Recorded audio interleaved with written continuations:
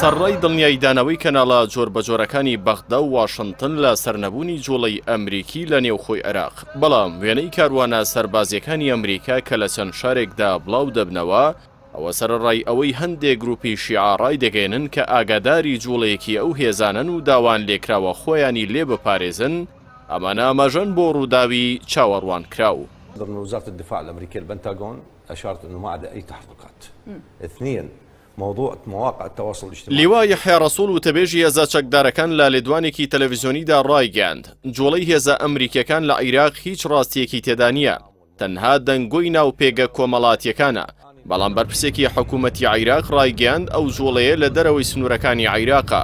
بە ئاماژە با وێنە ڤیدۆیەکانیش وتی ئەو وێنانە یان کۆنن یان لە دەرەوەی سنوورەکانی عێراقدان، بەڵام چەندین سەرچاوە بە ڕۆژنامەی شەرقول ئەوسەتیان ڕاگەیاندووە کە ئەمریکیەکان گۆڕانکاری و جوڵە بەهێزەکانیان دەکەن بۆ ئامادەکاری ئۆپراسیۆنێک کە لە ناوخاکی عێراقدا نابێت. لە درێژەدا بڕۆژنامەکان ڕاگەاندووە واشنتن نەخشەدا دەڕێژێت بۆ پاکردنەوەی ناوچەی سنووری نێوان عێراق و سووریا. هێرشەکە لە دژی ئەو گروپە چەکدارانە جێبەجێ دەکات کە لایەنگری ئێرانن. سەرچاوەیەک ڕایگەیان کە گروپە چەکدارەکان بڕوان وایە ئامانجی استراتیژی ئۆپراسیۆنەکە گۆڕینی بنەماکانی تێڵچوونە لەگەڵ ڕووسەکان لە سووریا.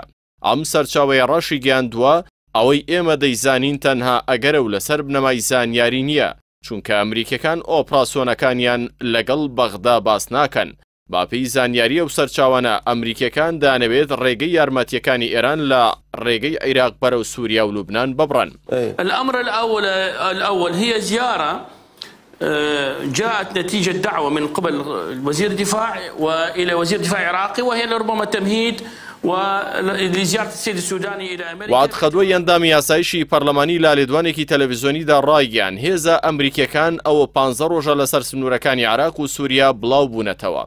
قەدۆ ڕایگەاند سەردانی وەزیری بەرگری عێراق بۆ واشنتن و کۆبوونەوەی لەگەڵ وەزیری بەرگری ئەمریکادا پەیوەندی بەم ڕووداوانەوە هەیە، ئەوەی کە جێگەی سەرنجای هێزە دژەکانی ئەمریکا کە لە ناوچەکەدا بێدەنگیان هەڵبژاردووە.